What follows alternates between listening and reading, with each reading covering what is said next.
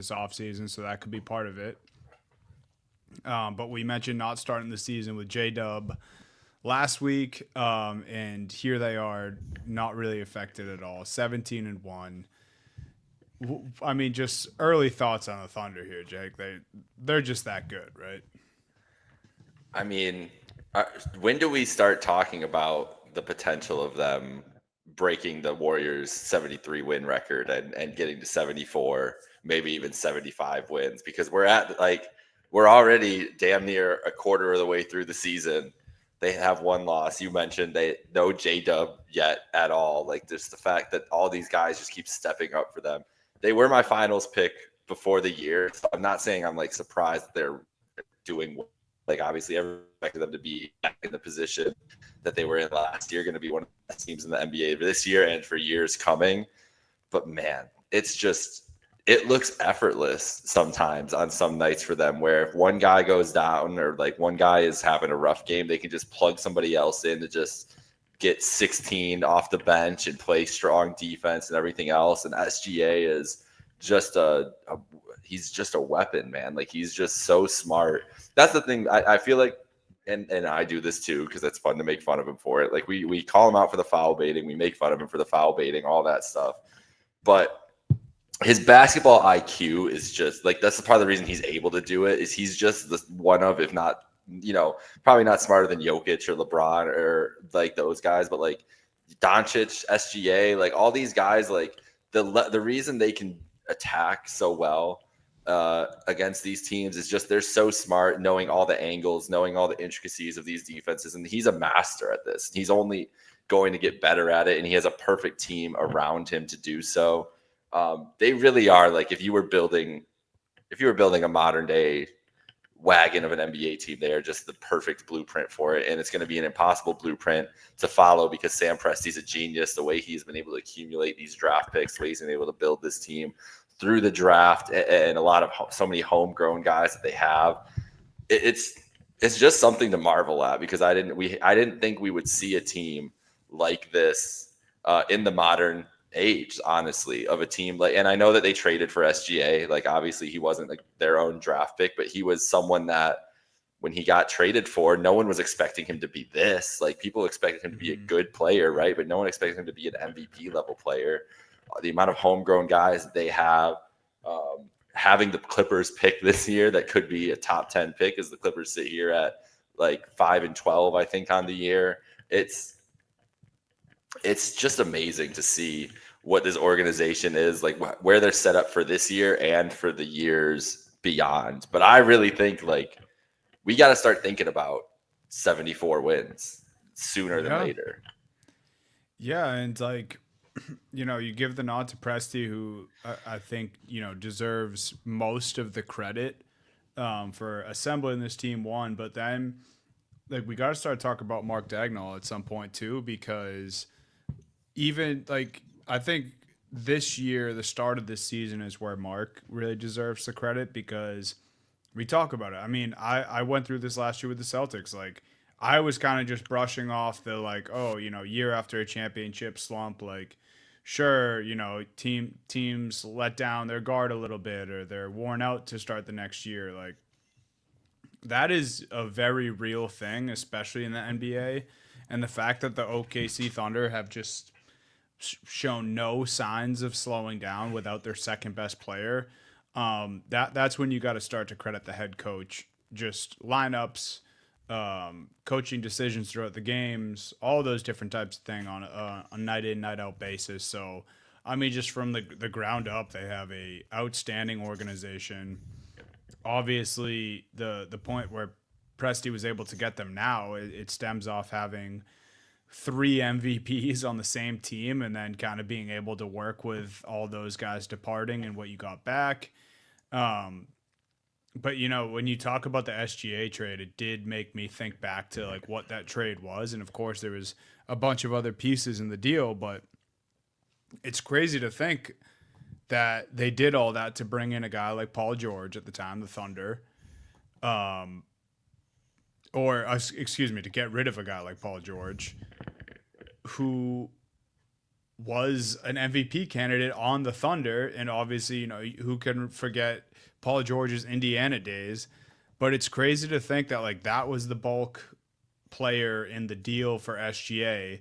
And then like thinking back to Paul George's almost MVP season in OKC or any of his seasons in Indiana, it's like SGA has already so far surpassed any of those seasons and obviously got his own MVP last year. So it's just kind of crazy when you put the SGA trade into context like that and then just going back and looking at the number of picks that came along with it and all the other stuff. So um, pretty crazy for the Thunder. I thought it would be fun to maybe do an exercise where we try to find the Thunder's second loss of the season because, Yeah, let's do it. as we mentioned, 17-1 at the moment. Their next games until Christmas in this order: Timberwolves at home, Suns at home, at Portland, at Golden State Warriors, Mavericks at home, at Utah, Clippers at home, at Timberwolves, Grizzlies at home, at Spurs, Spurs at home. So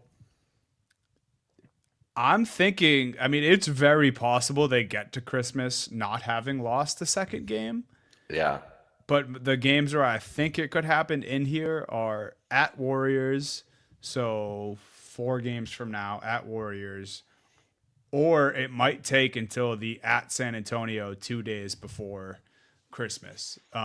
Obviously, I think the two Timberwolves games are live for a potential loss there, but otherwise, I mean, this could be a Thunder team we see get to Christmas with one loss. I think it's going to be hard to pick against them in any game the rest of the year. Like, because if they're healthy and they're playing everybody, it's like, like, why would you pick against the Thunder? I'm with you though. I do think that at Timberwolves game could be a little sneakier, but I mean that's really it. Like especially with teams that don't match up with them, that the talent level isn't there. They've just been blitzing these teams. Like it's just been so effortless for them to blow these teams out and get out of these games with wins. I don't see any of these teams like that stretch of the Mavericks, Utah, Clippers back to back to back is going to be like scrimmages for them basically. Like it's just going to be so easy for them to handle those. Watch it be the Clippers though. Watch James Harden come into town and put up like 45 or something crazy like that. And Kawhi plays. No Kawhi game. He's held. Oh, I was thinking Kawhi does, but yeah, watch it not be Kawhi too. Like who knows? Zubac just dominates, Chet Holmgren the whole game. Like I don't know. Like that, it might be a weird game like that, but like you said, this is 11 games you have here. They're 17-1. Would you be surprised if they're 28-1 going into Christmas? Like I don't think I would. And that's the wild thing to say. Yeah, it's just insane, man. Like this Thunder team is so good. And we're saying if they stay healthy, and we already mentioned it, but like they still don't have J-Dub. So I don't even like want to consider this team with another gear in them, which they just have in their back pocket. And like now, like who knows if they started a different way, maybe J-Dub would have already been trying to force his way back here. But now they can take all honestly, the time I was thinking that injury. too. That he probably could have been back by now, but it's like why bother? Yeah. Like if he's good Rest with up, it, young fella. rest up. Yeah, be fully healthy. You basically get the best trade acquisition of the season at some point during the year when he comes back. Like, good for you guys. Like the rich get richer, and yeah, they're scary, man. Like that's the thing is like this season's been fun so far, but it might be one of those seasons where it just doesn't like all the stuff around the dominant team is fun, and then we're gonna get to the playoffs and like, oh, this isn't that fun. The Thunder are just gonna roll over everybody. Like who even has a shot?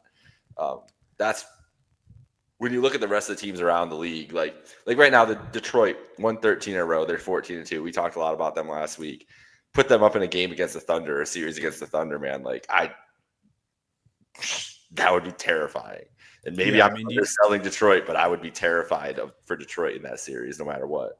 Yeah, you'd have to think like 95% of the public would be on OKC. Like if you could guarantee that being our finals matchup, and you put out that line right now, I think Could you I imagine think. if that's our finals matchup is the Thunder and the Pistons? Like, jeez, it just doesn't ring, doesn't roll off the tongue to me. I No, can't I lie. also don't know if the NBA could afford small market teams in a row Yeah, for that's true.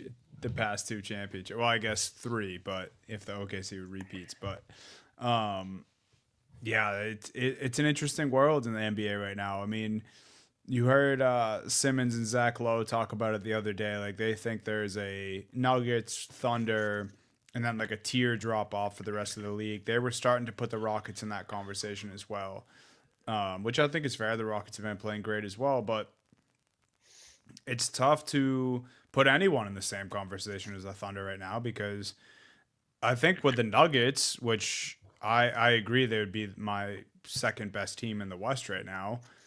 But like we kind of had all these expectations in the summer for the Nuggets. We're like, oh, they improved their roster greatly. This is the best team they've put around Jokic in years. Look what Jokic did basically by himself last year. So we kind of expected the Nuggets to take a jump. I don't think any of us expected the Thunder to take a jump. I mean, I didn't even know it was possible to be better than what they were last year. And here they are. So I put in here like, is it too early to start talking about a dynasty? But I mean, if they continue this season, like they pretty much just have to get to the championship at that point. But obviously, anytime before a second championship, it's probably too early to start talking about a dynasty. But as far as like who has the clearest path for it in any of the four major sports, like it's probably the Thunder and the Dodgers, right? Yeah, I would say, yeah, very much so. Like in the Thunder, I think even a higher level than the Dodgers, which Right, is which crazy is to say what the crazy Dodgers have because been able to do. But right, because Dodgers are LA, they have the bankroll, but it's like this OKC team, man. When you compare it to the rest of the field, it's crazy. the only thing that can stop OKC is themselves at this point. Like if Jalen Williams and SGA like have a falling out and like can't play Yeah, with each other and like blow up the team or something like that. Like that's really like, and it is like another Bill Simmons theory is like the disease of more, and just like when you start winning, like guys want more attention, more credit, more everything when it comes to that. But man, like you see how this culture is around this Thunder team, and you see them in the post game interviews, and you see how they talk about each other, and you see how they talk about the game of basketball and everything. Like I don't know, doesn't seem likely to me that it would happen. and like the OKC fans are great when the team's bad, but like they don't even have to worry about that part. Like they have one of the best atmospheres in the NBA. They have one of the best fan bases in the NBA.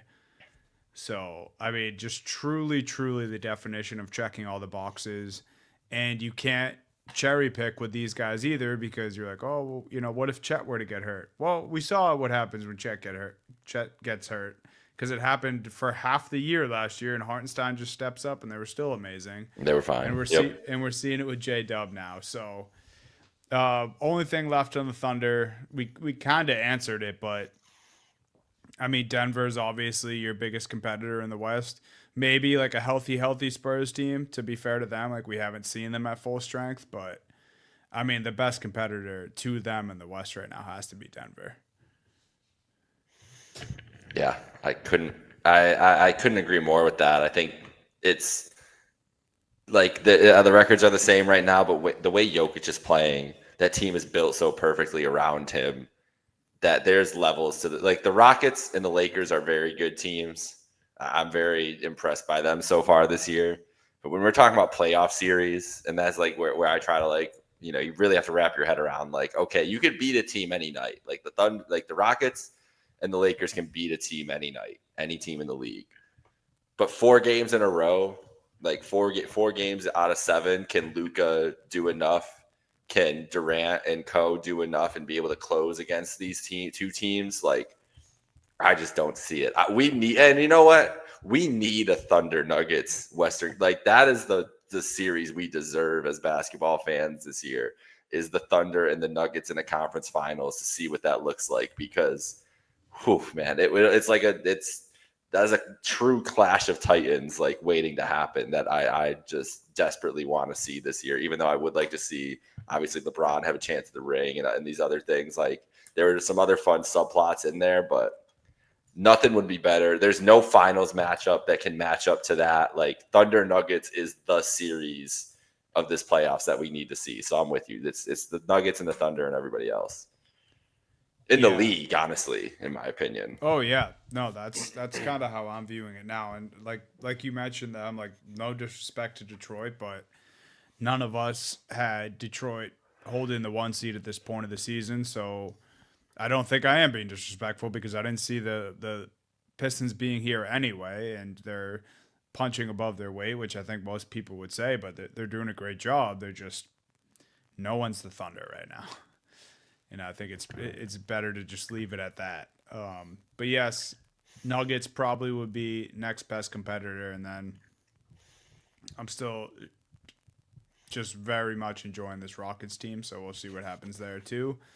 Um, before we have another blind resume today, but before that, we are going to just do some of the biggest or bigger news stories since we recorded last, starting with Chris Paul retiring at the end of the year. So a bit of a quiet announcement of a retirement tour for Chris Paul, but I mean, damn, this is crazy. This is the point guard. This was the point guard of our generation, Jake, for the most part, and he's going to be calling it quits at the end of the season. It just obviously it's cool he's doing it with the Clippers, but a little bittersweet because of the way the Clippers season has been going. So could have been a little better. And then you look at CP's stats too, and it's just he's old, man. I don't really know what else to say.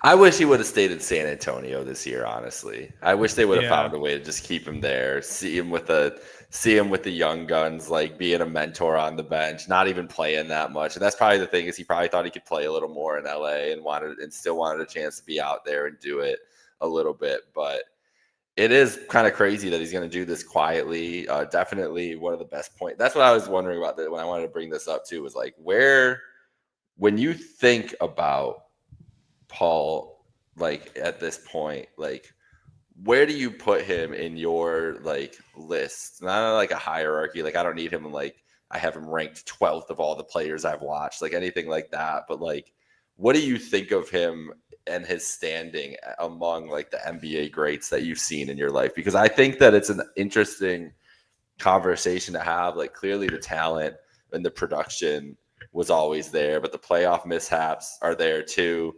And I'm as a person who doesn't love teams led by small guards, like I never really had faith in the Chris Paul teams because of that, because in the playoffs, it's just really, really hard to win with those guys.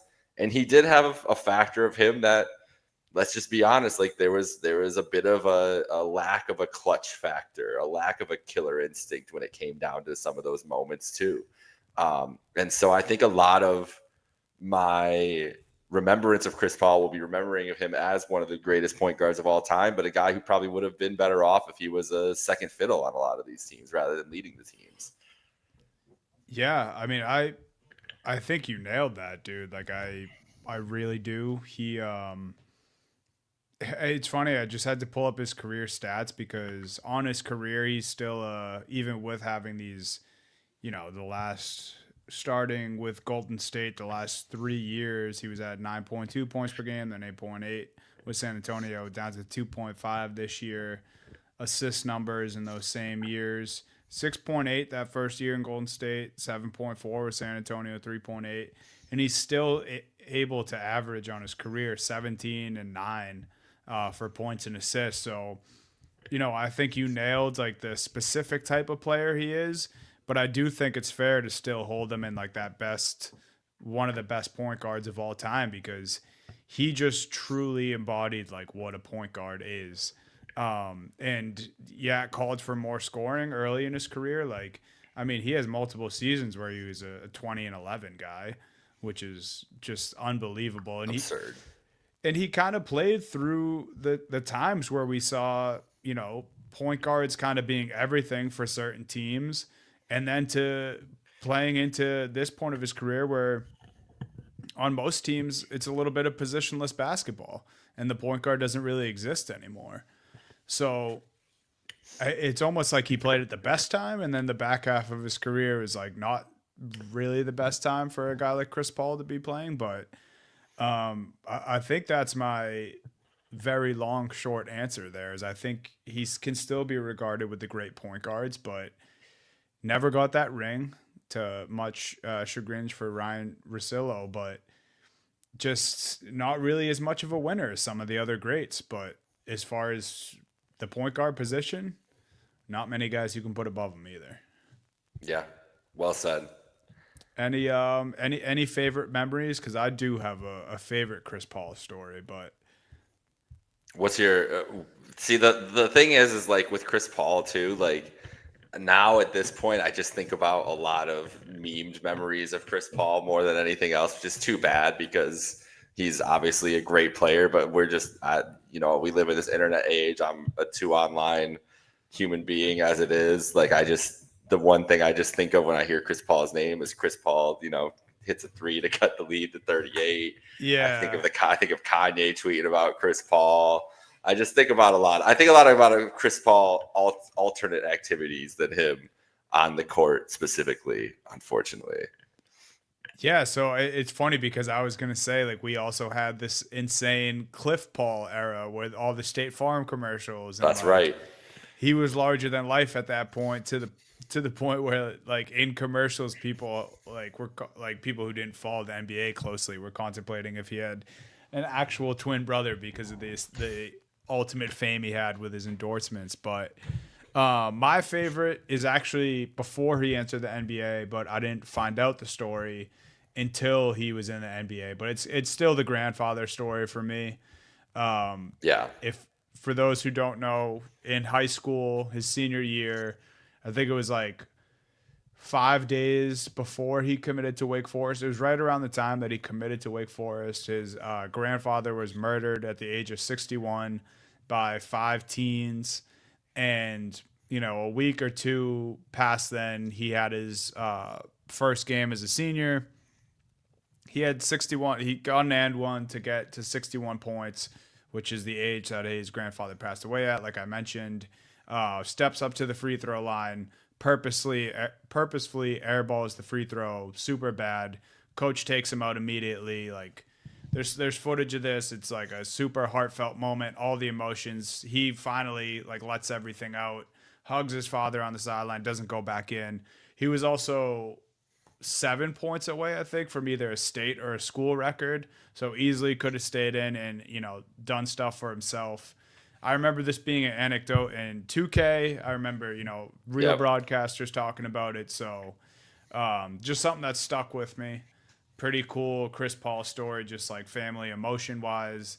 And, as far as I could tell, he's kind of always been a great character guy. That's probably the reason for all the endorsements and for being the face of the league at some points, even without the winning part. So, And we got it. And like he won. Like the Clippers were one of the best teams in basketball for years that didn't make the finals. Like they were as competitive as anybody else in the West. And I did say he was better off as a second fiddle. And when he was a second fiddle to James Harden, he brought them that team. He was a large part of the reason that team was in Game 7 against the 73 win Warriors, who we've mentioned a couple times in this episode already. And if that Rockets team doesn't just miss 28 threes in a row, or this is the 2017. I don't know if I'm mixing up my years or not. This is showing my age. I watched this game. I know what happened. But the 28 threes in a row, if they don't miss that, like does that team just go on to win the NBA Finals? Like it's very, very possible. So it's a tough. He's had some tough breaks when it came down to it too.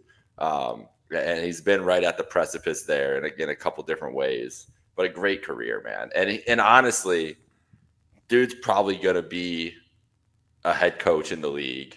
Like yeah. he's one of like everybody has said that. Like I think that I think even this year in the players like the surveys that come out before the season is like who is the active player that will be the best NBA coach, and Chris Paul like running away with it wins that category the last couple years.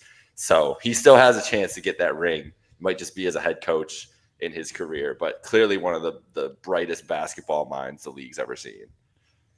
Yeah, yeah, no, that's a great point. This might be his last year of playing, but he is not going to go away from the game of basketball. That would be super surprising if something like that were to happen. So, He could never, man. He yeah, couldn't help it. he loves it too much. He's a competitor, say what you want about the wins and stuff. I know we just kind of covered that, how he wasn't really able to get there, but it was never a lack of competitiveness, that's for sure. So shout out Chris Paul. Hopefully the Clippers can turn their season around for a little bit so he gets a little more shine towards the end, and we see some of the bigger games, and hopefully he gets to check in towards the end of the year and play in some of those bigger games. So, Yeah. all the props to Chris Paul, and congrats on a great career. So that's pretty cool. Now, a few more drama filled stories, Jake. We have Yes. Kevin Durant. I believe, is that Rockets game scheduled for tonight? I think it Yes. is. So Kevin Durant, the news the past couple days, he is out of the lineup, out of the Rockets lineup with a personal reason, personal issue, whatever you want to call A it, family matter is what it was called. a family matter. So Yes. Kevin Durant is tending to family matters, and just so happens to be missing both the Phoenix Suns game and the Golden State Warriors game coming Both up on the for road. both on the road. So he would have to play in front of both those fan bases that he once played for. Obviously, Phoenix most recently, Golden State, where the two championships came in. What do you think? Is this Kevin Durant playing 3D chess? Is this a big nothing burger? Is this he wants us all to speculate just so he could come at us on Twitter 2 days from now when the real That feels story likely, comes yeah. out? Yeah. It just does seem a little convenient. It just does seem a little convenient. I'm not trying. Listen, if something serious is going on with his family, then I apologize, Kevin. I hope everything's okay. I truly do. But the timing, it's Thanksgiving week. Like, are you having Thanksgiving dinner? Like, is that what it is? Like, he's just home on break. Like, I don't know, man. I'm just saying, like, stepping away for these two games. If it's not just inconvenient, it's a little fishy. And it's not like Kevin Yeah. Durant hasn't done fishy stuff throughout his career. So we're considering the source here too. When you're that vague about it, and when it's these two games that you're missing, like, I don't know, man. It's just I don't know. Yeah, and it obviously great job by you. Like disclaimer has to be out there first. Obviously, we don't even want to speculate if this is something serious, but it's hard not to talk about it when it's these two teams. I mean, the only thing that could make this more suspicious if the Nets were a road game mixed in there, or like the third road game was against the Nets and then he was also out for that one. That's the only thing that I think could make it a little more suspicious, or like the Thunder or whatever. Yeah. But I would argue that the Thunder's bigger, or the excuse me, the Warriors bigger news anyway, because even though Phoenix was most recent, like Golden State's actually competitive this year. Houston's super competitive this year. So, we could have had like an actual clash between these two teams. The crowd would have been into it. So, this is something where like I wouldn't be surprised either way. Like tomorrow we find out, but hopefully nothing serious, but it's a serious thing that Kevin Durant's dealing with. Okay, we're done talking about it. Just poor timing. If nothing really ever comes forward about what this might have been, or no one ever really figures it out, it's tough to turn a blind eye when it's Kevin Yep. Durant and he's made his feelings known about how other people feel about him and all the in between. But really, just this topic here just got me thinking today, and it's so hard to put a finger on like the type of person Kevin Durant actually is. And I say all this, I love Kevin Durant. He was like I had a whole new love of basketball when I first started watching him. That's how much I like Kevin Durant. And it's just so tough because he's this guy who seemingly doesn't give a shit about what other people say about him, but he'll monitor everything and wait till someone crosses the line or has a point that he super disagrees with, and then he'll make his presence known. known, but for some reason during those moments he gets, bashed for being too online, like you were just talking about, Jake. So he's almost at a point in his career where he can't win with the people who are on the fence or already dislike him. But I think for people like myself, and I hope most basketball fans out there, can appreciate just the guy Kevin Durant is. I think deep down he's someone who would rather not give a shit about all the noise, but also realizes that he's Kevin Durant and this comes with it. And I think he just has a unique way of dealing with that, and it rubs people the wrong way sometimes.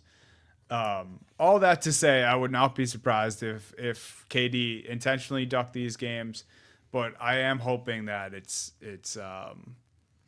just a coincidence. Me too. I hope so, Kevin. Yeah. Because and just as a basketball fan, like I would have more so than the Phoenix game, but I would have loved to see that Golden State matchup. Yeah, both these. Absolutely. Yeah. So we'll see. Hopefully, if there is something wrong with KD's family, hopefully, it all gets squared away and it's not too bad or too sad or anything like that. But we'll see. Hopefully, he returns after these two games. More drama involving a ex teammate of Mr. Kevin Durant, Klay Thompson of the Dallas Mavericks. Thank God Steve's not here for this one because I'm sure this will fire him up too. The Dallas Mavericks, who are 5-13 now, so not great, but That's something. a little better than I think last time we recorded. And the Memphis Grizzlies had a game the other night where Klay Thompson did play, Ja Morant still sidelined, and those two got into it. I'd say your run of the mill NBA scrum, some hands in the face, some shoving, some both teams kind of bunched up and then got broken up. It's really more interesting the talk afterwards. Klay was asked about it. He said this guy just runs his mouth and he's been on the sidelines forever, and that's kind of his career is just talk, talk, talk, and nothing really comes of it. Now, of course, this whole week everyone's been resurfacing the Ja Morant clip of him saying we're good in the West, no worries over here. And since he said that, I believe he's had a first round exit in the playoff, a not make the playoffs, and then a first round sweep in the playoffs, or he was swept in the playoffs in the first round. So obviously, Ja is just having a tough year as it is. Like very, very bad chemistry, it seems like, with the entire Grizzlies organization at this point. I mean, Clay's in a place of frustration too because his name's on the trade block every week. His game's gone way down. The Mavericks are pretty bad. What did you think of the whole Ja Klay thing? Is like kind of non-surprised because of the two guys who were in it, who are like usually a little pouty and kind of speak their mind a little too much. What did you think of this? I also think a big part of it is that they are two bigger names who are struggling in their own different ways, right? Like Klay, Clay's doing what you would expect, I think, at this point in his career, but the team is not what this is not what Klay Thompson signed up for when he came to Dallas. That's for sure. We know that. We know Klay Thompson came to Dallas for Luka Doncic. So there's a big disconnect there with Klay in general. So I wonder if it's frustration from him teetering over. And then we know what's going on with Ja. Like Ja has not been the same since his suspension and his issues and everything else. It's all been an issue with the Grizzlies. He's had issues this year with the Grizzlies team. And I like the comment. I think it's interesting of the comments by Klay saying that, you're always talking. Like, so I wonder what the reputation of Morant is around the league as much as anything else, right? And which I would say is pretty poor. Yeah, exactly, right? Like it probably means that people don't fuck with him. So if I'm ever like pick a side, I'm probably picking Klay's side because Klay's like the coolest, supposed to be like the coolest guy in the world, and like would never say anything or like talk shit like this unless it was warranted. And Ja Morant's got to get his head on straight, man. Like this is the craziest thing is Ja Morant could have been handed the keys to the NBA.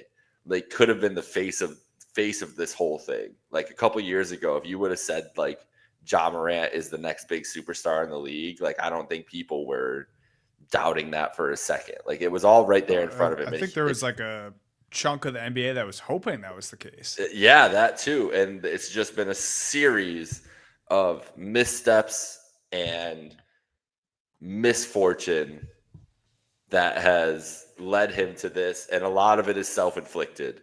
And to get to this point where you have a guy, a legend in the game, respected among everybody in the league, a former, a son of a former player too. So a guy who's been around the league for his whole life, knows how to conduct himself with the media, with a locker room, like beloved all over the place.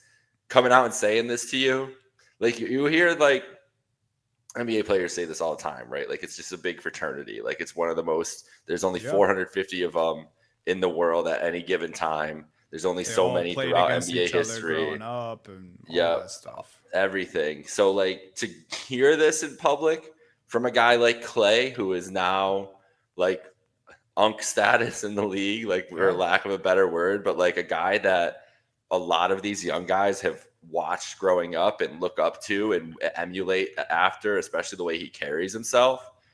This should be a wake up call for Ja, like to hear something like that. Will it be? I don't know. You would have thought there would have been 5 other times that Ja Morant would have a wake up call that it hasn't happened yet. So I think honestly, like Clay probably a little pissed off about it, but Clay also being his normal self, being a real one, like, hey man, like I'm trying to help you out, like get your shit on straight, like it's time.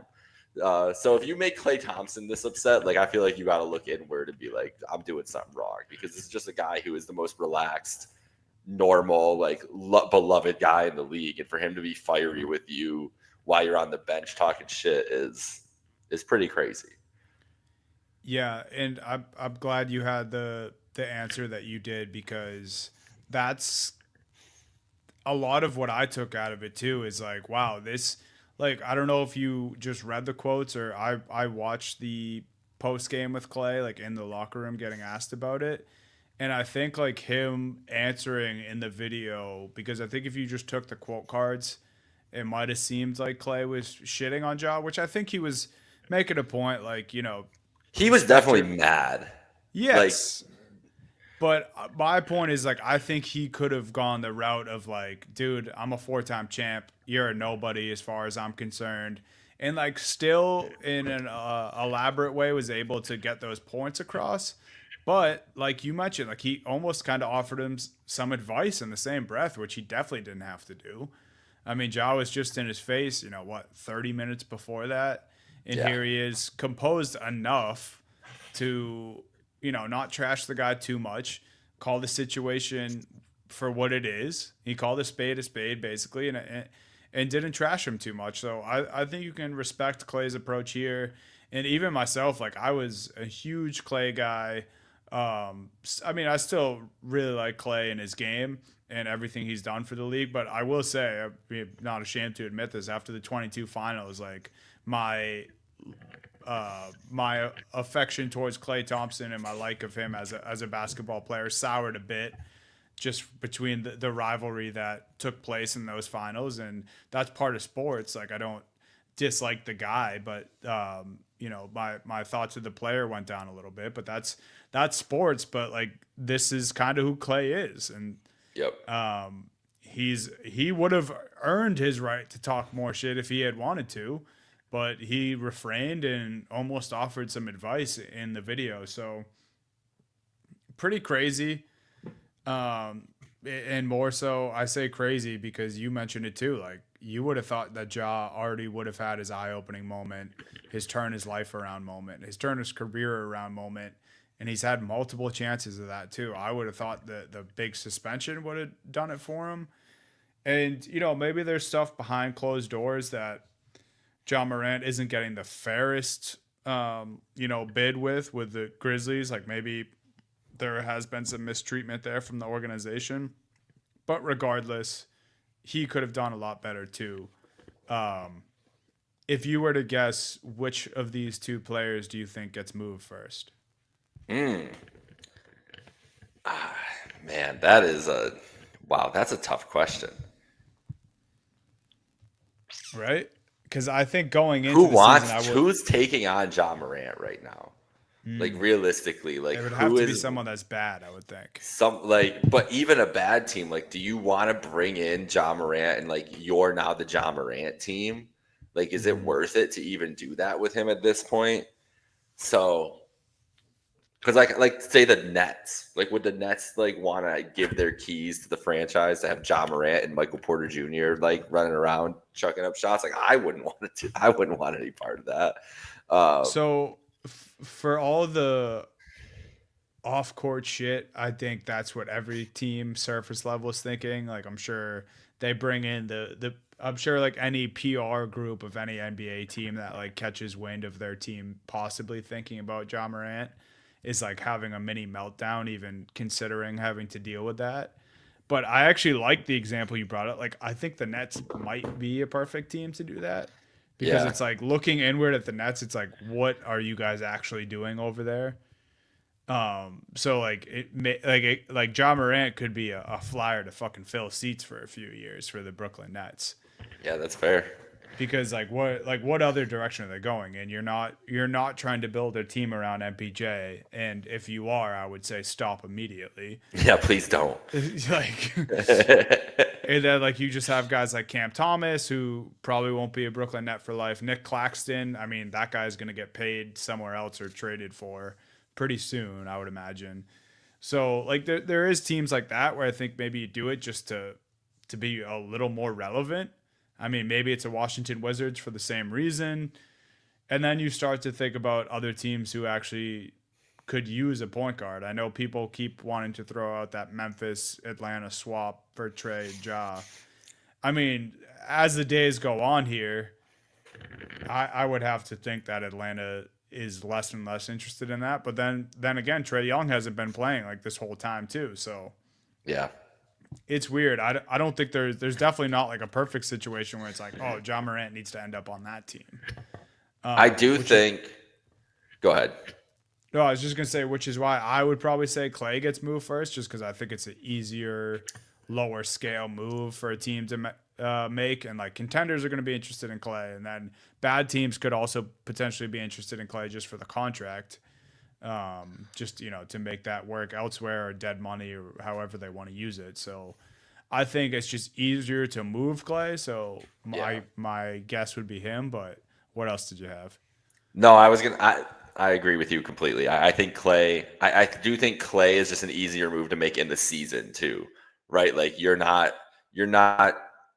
It's an easy fix to the like easy implementation into the locker room for everything we said. He's gonna know his role on all the teams. Like there's not gonna be question about how much should he get the ball, how many shots should he get. Like Clay's gonna do his thing. Like get him his 3-point shots, get him his looks, let him play some some good defense and go from there. And probably to help a contender or help a team that's trying to contend as much as anything else, or maybe some dead money or something like that too. But Ja, I feel like has to be an off-season trade where it's like this team needs to like prepare, like they Yeah. need a full vision with you in mind, and like to convince him in. Like if you bring Ja in mid-season, I just feel like it's asking a lot, and maybe he doesn't want to get moved, and maybe he doesn't even show up. Like who knows? Like I feel like he's just more of a risk where you want to like vet it properly, and that would happen in the off season. So yeah, I agree with you that Clay's probably more likely. Yeah, and was it? I can't remember if we talked about it on this show or it's just been one of those rumors from the start too with Ja. But like Miami also just still weirdly makes a little sense to me. I think Tyler Hero would probably have to be involved if it was a trade. And like I don't know. I don't Miami's been playing without Tyler Hero to start this year. I think he could not be a one on a championship team, but like he could definitely serve as like a gap couple years as a one, which he's kind of been doing with the Heat anyway. So I don't know. I still think that's interesting. John Morant going to the Heat, that whole like discipline behind the scenes thing where maybe they change the character a little bit of John Morant, and that's helpful for his NBA trajectory. But I'm with you. I think it's whether a deal happens or not. It's a difficult one. A lot of moving parts mentally and PR wise for any team that accepts John Morant. And I think the first suspension or the first like gun thing that came out, this might have been a little out of bounds to talk about Ja the way that we have been this year. But I'm not on here talking about Ja being pound for pound definite answer bad person. But like and I'm not saying he is a bad person. I'm just saying like it's fair to talk about him in this way because he just hasn't done anything to help himself. And it's Yeah. like I said before, like if it is an issue with the Grizzlies too, sure that sucks that none of that's come to light. But what we do have on video week after week is, Ja Morant's comments, which they just never look good when he gets in Nope. front of a camera and speaks his mind or isn't even playing for his team and somehow hurting them. So very, very interesting stuff. To put a bow on it, we both think Clay's comments pretty warranted, and who knows the future for either of these two guys. But I do think we'll see Clay in a different jersey before the deadline. Yeah, I think so too. I think so too. Yeah, probably wouldn't be the worst move if the Orlando Magic made a Clay call, which people kind of thought was going to happen in the first place when he left Golden State. Or the Pistons. Yeah, and yeah, They got any money. team that could use some shooting. I could see it. So that was our drama-filled segment there, I guess, with the CP retiring, KD ducking his old teams, and Ja versus Clay. Jake, we've been loving the blind resumes. I'm gonna give you one today. All right, let's We'll do end it. the episode with this blind resume from me. You've obviously seen it in the doc. I put it in pretty shortly before we started, so you probably haven't had much time to think. But are you pretty blind on this, or are you pulling a Steve on me and you know who one of these guys is already? I don't know who either of these guys are. I have an idea of who they could be. And I was trying to think of who you might have in here, but I really couldn't. I feel maybe I do know, but I feel like you would think that I would think that you'd put this person in. And so it would be too obvious. So now I'm overthinking it a little bit. Little 3D chess like Kevin Durant. Yeah. So I think I have my guesses. I think I have my guesses here. All right. Well, I'll read out both stat lines and then I'll give you, since there's not three of us this episode, I'll just give you a guess on whichever one you want to take a guess on. And then I'll tell you one of the two and then you can guess again and then I'll tell you both. All right. Player A, for those listening, 27 points per game, 4.2 rebounds per game, 7.1 assists per game, 1 steal per game, and then shooting splits of 47% from the field, 33% from three, and 88% from the free throw line. Player B, 28 points per game, 5.6 rebounds per game, 4.3 assists per game, 1 steal a game. Also, shooting splits of 50% from the field, 34% from three, and 77% from the free throw line. So pretty similar statistics. Player B has the points, has an edge in the points, has an edge in the rebounds, does not have an edge in the assists. Player A has that. Player B has the edge in field goal percentage, 3-point percentage, and then player A has the edge in free throw percentage. This is really tough. I think I want to say player B. All right. I think I'm just gonna go with both. I think player A is James Harden. I think player B is Lauri Markkanen. Ooh, 0 for 2. No. But I knew they were both those guys were like in the upper. So one of these guys is Jaylen Brown. That. Yes, one of these guys is Jaylen Brown. I think Jaylen Brown is I think he's B then because he wouldn't have 7 assists a game. That would be crazy. Jaylen Brown is B. Okay. So nice. Player A. It's not Harden. It's not Lauri. You weren't. See, that was the overthinking. I was like, there's no way I was like, maybe this is Jaylen Brown, but I don't think Dunny's actually going to put Jaylen Brown. But Dunny did put Jaylen Brown. I should have just stuck with it. Got his jersey on right now too. Is it Jalen Brunson, player No, A? you were much closer with your first guess for player A, and I don't want that to be misleading, With but Harden? yes, Curry? no, but still close for one of the reasons the conference. Yeah, Curry. See, his 3-point shooting's got to be higher than that, so that's why I was Yeah, trying to not thinking of him. the 3-point shooting's a bit of a surprise for this guy. I think. I don't know. Those were my I 4 guesses. Those will. were my 5 guesses. Were Brunson, Harden, Laurie, Brown, Curry for this range because I knew all those guys were around like upper 20s of points. So I tried to figure out and match it up. Who's player A? Can I give you one more hint? Yes. Player A has been teammates with 3 of the players that we talked about in the drama section of the podcast. Or 2 of the players, sorry. No, 3 of the players. I was right. Oh my. So. No, I'm an idiot too. I'm an idiot.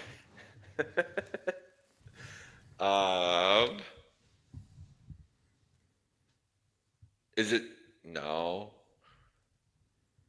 He was involved in the meme that you talked about with Chris Paul. Oh man. I'm blanking. Who is it? It's Devin Booker. Is it really? Yeah. Damn it! Devin Booker popped in my head too, and I was like, Yeah. nah, not Devin Booker. Fuck. Isn't that crazy? So Jalen Brown has nuts. nearly identical stats to Devin Booker. I would argue better. Obviously, Devin Booker almost 3 more assists per game, but otherwise, Devin Jalen Booker has, at 7 assists, I would have never expected. But I guess who yeah, else is throwing out assists for the Phoenix Suns this year, bro? yeah, and like the reason I did this one is because, and maybe not after the Finals MVP for Jalen Brown, but I do still think, and maybe I'll do this as an exercise after the pod, but I do still think if we put out a poll on Twitter and said who's the better basketball player, Jalen Brown or Devin Booker, I think the majority, like I think it would be 60% or more on the Devin Booker side.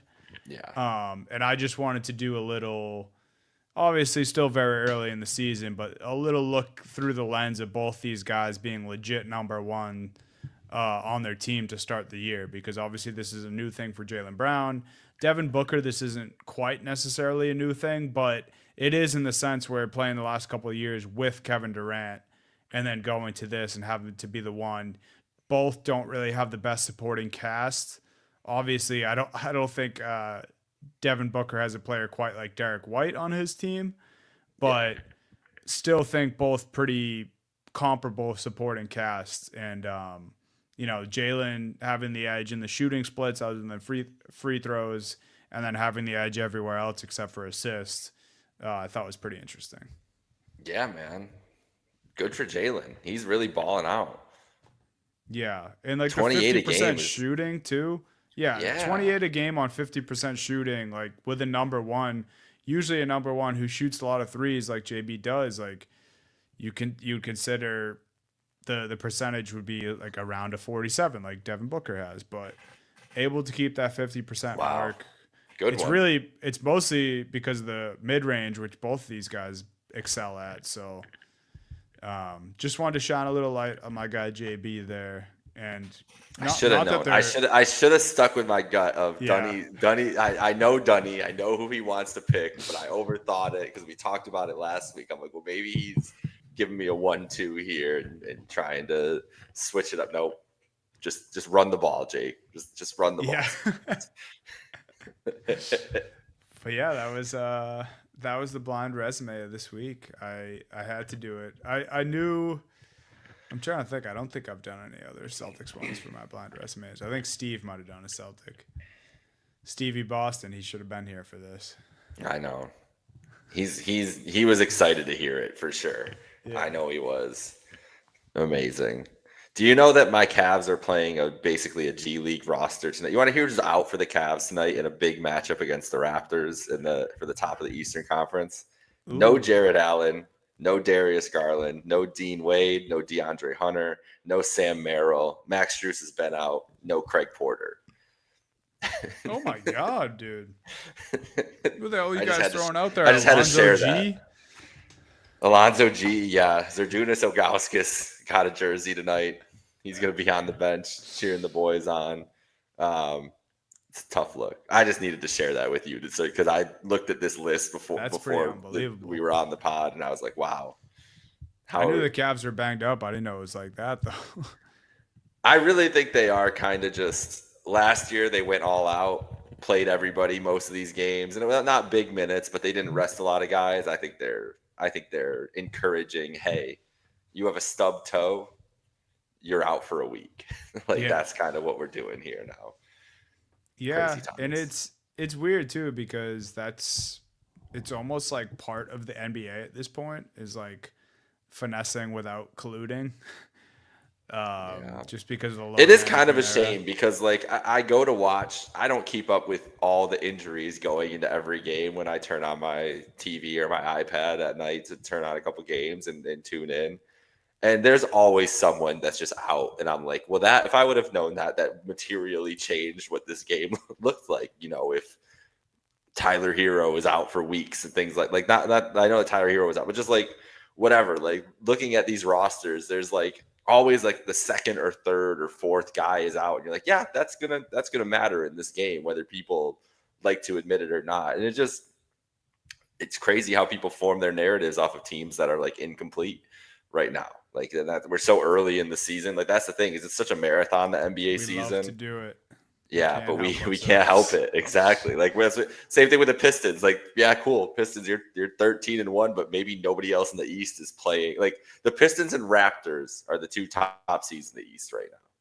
Like, is it just That because will the good East change. teams are? Yeah, I can't imagine that's finishing. I would bet right now that neither of those teams are 1-2 by the end of the year. I don't know who's going to be there. I'm not saying it's the Cavs or anything, but I just be hard pressed to think Yeah. that both those teams are in those spots I think by that's a the fair by the time statement. years ends. So we're in crazy times. Crazy times. And I will say this because although it hasn't been so many days since our last podcast, it's been less than a week. I did think that the Raptors would have a worse record or would start to come down to earth a little bit when we recorded last. I think I said that. And they are currently Yeah. on a 7-game win streak. So they just have not slowed down. Yep. Yep. And then they're playing the Cavs B squad tonight. Then they get the Pacers. Then they get the Hornets. Oh, So so they might still haven't lost since next time we recorded. they might be. Then they do play the Knicks Sunday afternoon on a back to back. Could be tough. But that's the thing with this. Like, there are, let's see here, nine teams, maybe 10 teams in the league that are just kind of pushovers at this point. I'd say Memphis, Utah, LA, Clippers, Mavs, Kings, Pelicans, Wizards, Pacers, Nets, Hornets are all like, and if you want to argue the Clippers and Jazz and Grizzlies are like decent, they're fine, like they can put up a fight, sure. But like a third of the league is just, I don't think any of those teams have a playoff shot. And that the thing is the Grizzlies are in the play-in at the moment at that Yeah. with as one of those teams, but the league, we're not in a parity year. I don't think. I think we're in a. There's going to be half the league is good and half the league is bad, and that's that. Kind of seems that way. It's going It's to be just interesting to see. very yeah, the East especially, man, just with those two teams at the top like you talked about and then everything else being like super tight past that. Yeah. It'll be fun stuff. Well, that is all we got for you guys this week. Thunder are gonna continue rumbling. They might not lose until Christmas. We tried to break it down. We'll see. Maybe even the new year. Who Yeah, knows? hell, man, I gotta be good times rolling if you're a Thunder fan right now. Um, that was most of the NBA news that's gone on since we last recorded, and then of course a blind resume. Just giving some flowers to my guy Jalen Brown in the blind resume section of the show. That was for Jake and myself. Steve should be back next week. Guys, I hope everyone has a happy Thanksgiving. Make sure you go follow Trainwreck Sports on all socials. Like and subscribe to the YouTube. Follow us at Happy Hour Hoops 1 on all socials. And enjoy the NBA hoops, guys. We will see you next week. Peace.